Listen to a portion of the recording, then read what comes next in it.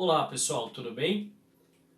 Turma, é o seguinte, temos aqui uma questão completa sobre eletrostática, uma questão da FUVEST, tá? E eu vou detalhar os pontos aqui fundamentais, vou retomar os conceitos e eu gostaria que vocês vissem com bastante calma esse vídeo porque ele engloba quase que a totalidade aí dos tópicos discutidos até aqui. Bom, a FUVEST fala de um experimento, né, feito por estudantes, no qual os estudantes eletrizam um canudo com papel, canudinho plástico com papel. Em seguida, o canudo, né, e a esfera 1 passam por um processo de eletrização. Na verdade, a esfera 1 estava neutra e passa por um processo de eletrização no qual o canudo e a esfera ficam com cargas de sinais opostos. Por fim, a esfera 1 e a esfera 2 se repelem após também passarem por um processo de eletrização entre elas. Bom, nesse processo final, as esferas ficam com uma distância d por causa da interação elétrica e os dados são: a esfera é portadora de uma massa de 9 gramas e a distância de 8 centímetros. A FUVEST pede uma sequência de coisas. A primeira é: descreva os processos que ocorrem até as esferas repelirem-se. Depois, determine o valor da tração no fio. Tá? E por fim, o módulo da carga que ficou Q2 e qual é a quantidade de prótons e elétrons, N, a diferença entre eles, tá?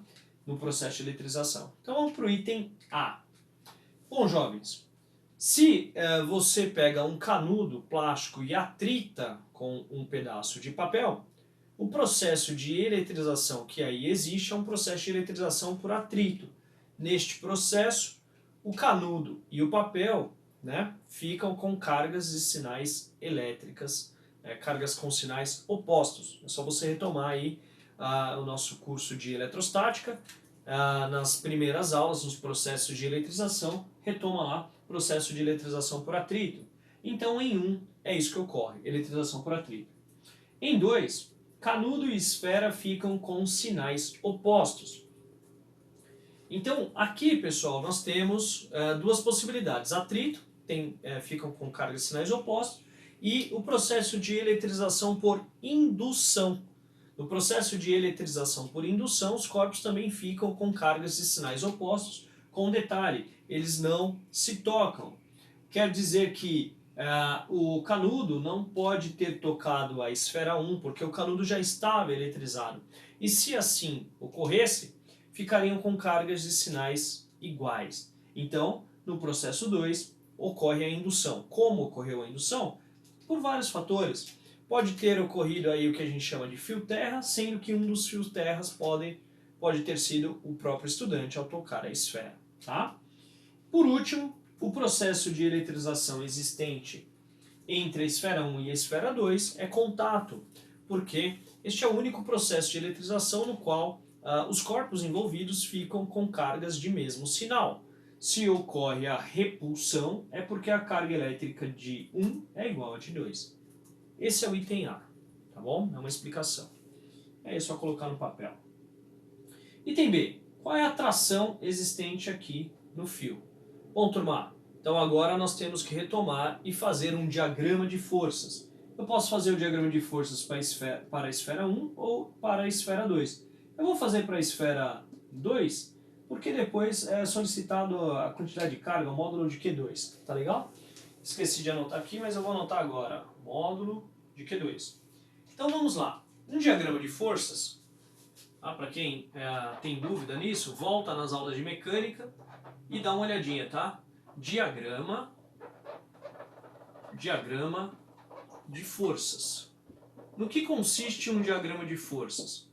Consiste em observar os corpos. No caso aqui eu tenho a partícula, o corpo E2, vou colocar aqui representado, e marcar as forças que atuam sobre ele.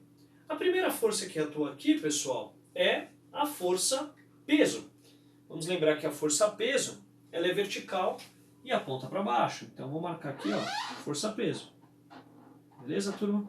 Tá aqui, força-peso. A outra força que existe é a força elétrica. Então, preste atenção. Para que o aparato fique desta forma, deve haver uma força de repulsão entre a esfera 1 e a esfera 2. Eu vou colocar aqui, ó, força de repulsão. Vou chamar isso aqui de força elétrica, tá? Força elétrica. Tudo bem? Bom, a esfera está em equilíbrio. Então, turma, para fechar, nós temos aqui a força de tração. Quer dizer que se você fizer a soma destas duas forças aqui, ó, teríamos uma força nesse sentido. Fechou? Quer dizer que o resultado dessas duas nos dá uma força parcial. Para anularmos esta força, temos que ter aqui a força de tração, que eu vou representar dessa forma. Aqui, ó, tração. Beleza? Então é isso que nós temos. Quer dizer, para ficar em repouso, o aparato, né, no caso aqui a esfera 2, tem sobre ela aplicada estas três forças: peso, força elétrica e força de tração. A soma é nula, o que nos dá uma figura geométrica fechada, né? No caso aqui é um triângulo, tá? Se você fizer a soma, temos algo do tipo, ó, aqui a força-peso, eu vou desenhar primeiro a força de tração, tá? Aqui a força de tração, beleza? Aqui nós temos a força-peso, dá um vertical para baixo, dá uma olhadinha aqui, tá? E aqui nós temos a força elétrica. Pessoal, esta figura que eu fiz aqui é uma representação, tá? Ela está fora de escala, mas ela é suficiente para que você possa entender que este ângulo θ encontra-se aqui, ó. Beleza? Então, tá feito aí. Ali está θ. Bom, vamos voltar aqui para aquilo que a FUVEST nos pede. Qual é o valor da tração? Entre essas forças, a única que podemos calcular imediatamente é a força-peso. Tudo bem? Força-peso aqui. E o que queremos encontrar é a força de tração. Dá uma olhada neste triângulo. Isso aqui é um triângulo retângulo. Este é o ângulo conhecido. Isso aqui é o nosso cateto adjacente. E aqui nós temos a hipotenusa do triângulo, representada pelo módulo da força de tração. Ou seja, nós podemos falar assim, ó, o seno de θ não, né? O cosseno de θ. Cosseno de θ. Por que cosseno? Porque ele relaciona o cateto adjacente com a hipotenusa. Eu vou marcar aqui só para você lembrar. Neste caso aqui, o cosseno de θ tem como cateto adjacente o módulo da força-peso e tem como hipotenusa o módulo da força de tração. Tá vendo? Sendo assim, pessoal, nós queremos a força de tração. Conclusão: o módulo da força de tração, neste exemplo, será o módulo da força-peso dividido pelo cosseno de θ. O módulo da força-peso é dado por m vezes g. E o cosseno de θ, a FUVEST diz que vale 1. Beleza? Adote o cosseno de θ como 1. Ou seja, pessoal, o módulo da força de tração, neste caso, é o próprio mg. Quanto que é a massa? 9 gramas.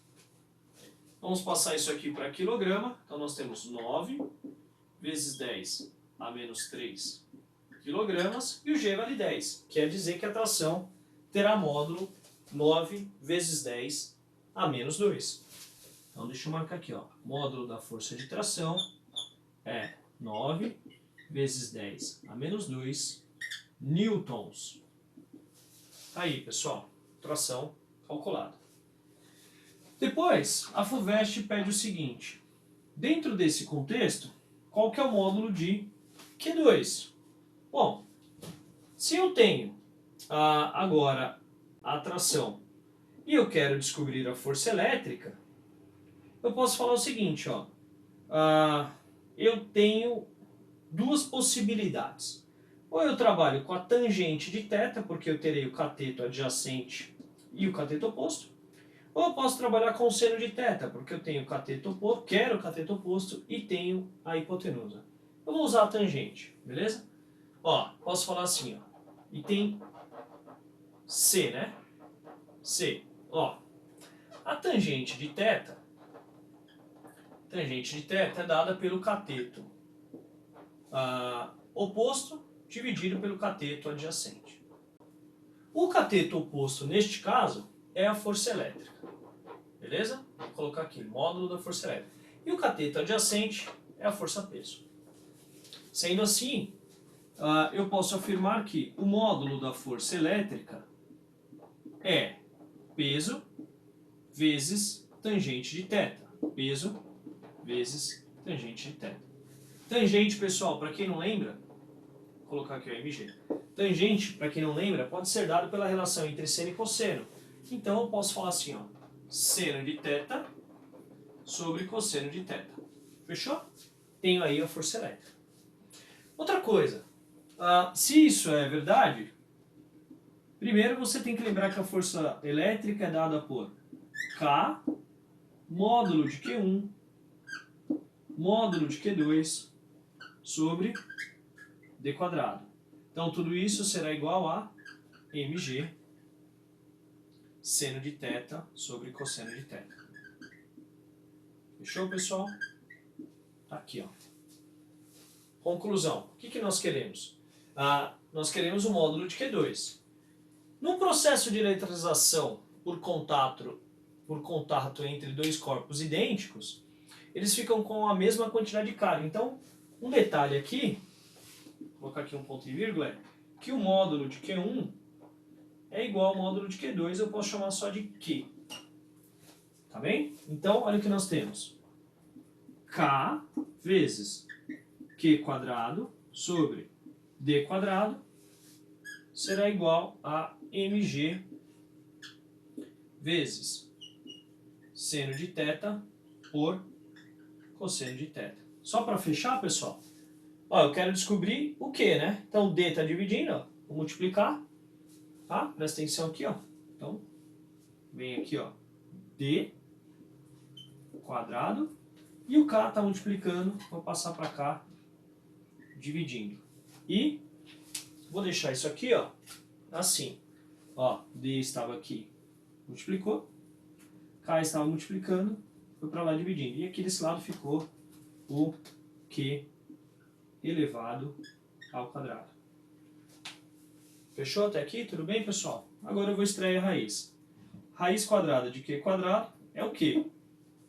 Então, extraindo a raiz dos dois termos, temos isso aqui, ó. Raiz quadrada Q será a raiz quadrada de mg seno de θ cosseno de θ d quadrado sobre K. Bom, pessoal, perceba que aqui acabou a minha lousa. Vou fazer um cortezinho aqui rapidinho e a gente continua daqui, beleza?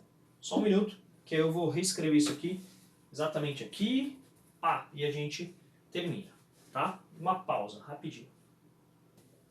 Oi para você de novo. Tá aqui, ó. Então, para continuar a nossa discussão. Vou substituir os valores agora, pessoal. Tenho massa, tenho tudo aqui, né? Tem um detalhe, né? A distância está 8 centímetros, fica 8 vezes 10 a menos 2. Você tem que passar para metro, tá? Então fica assim, ó. Q, né? Q será igual a raiz quadrada desta pancada na sua cabeça. A massa, jovem, tá em grama, passa para quilograma. Fica 9 vezes 10 a menos 3, já tinha sido feito, né? O G vale 10. Generosidade aqui, né? Seno de θ é 0,1. Então eu vou colocar aqui 10 a menos 1.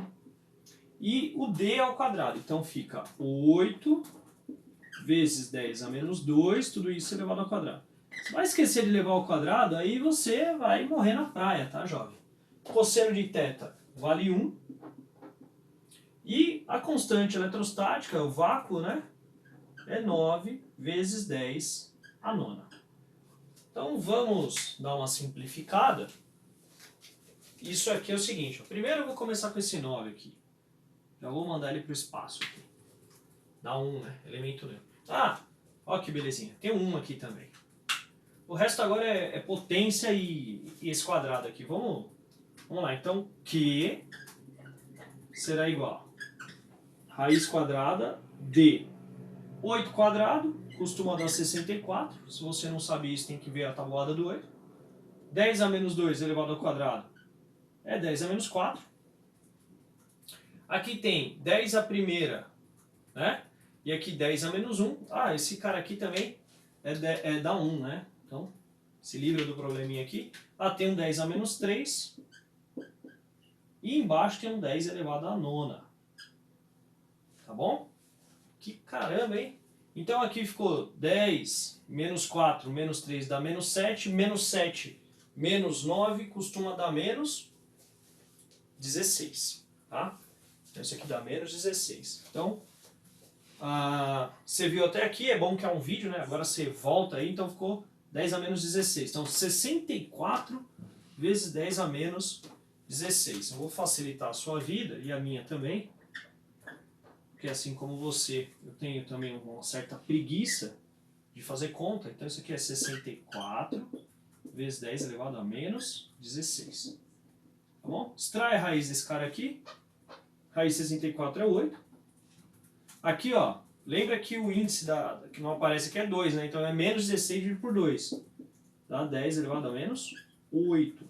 Então a quantidade de carga Q é 8 vezes 10 a menos 8 Coulomb. Então, unidade de medida aqui de quantidade de carga. Caramba, que questão, hein? Também que é a segunda fase. A segunda fase tem 10 minutos para resolver esse tipo de coisa, viu, gente? Então, o último tópico aqui, ele quer, a FUVEST pede a N, né, a diferença entre o número de prótons e o número de elétrons, que é o que conta. Se você tiver dúvida nisso, é só voltar lá no começo das aulas de eletrostática. A quantidade de carga, você conta o excesso. Tá? A equação para isso é dada pela equação da quantidade de carga. Então, ó, Q é igual a N vezes Z. O que você quer é o N, né, que a FUVEST chamou de Enão aí. Vamos mudar, só para ficar de acordo com a FUVEST. Então fica Enão vezes Z. Então, Enão será a quantidade de carga dividido pela carga elétrica elementar. Fechou? Então aí substitui, jovem. Substituir é a parte que é mais fácil pra gente, né? Que agora aqui vale 8 vezes 10 a menos 8. E o E, agora você não lembra, né?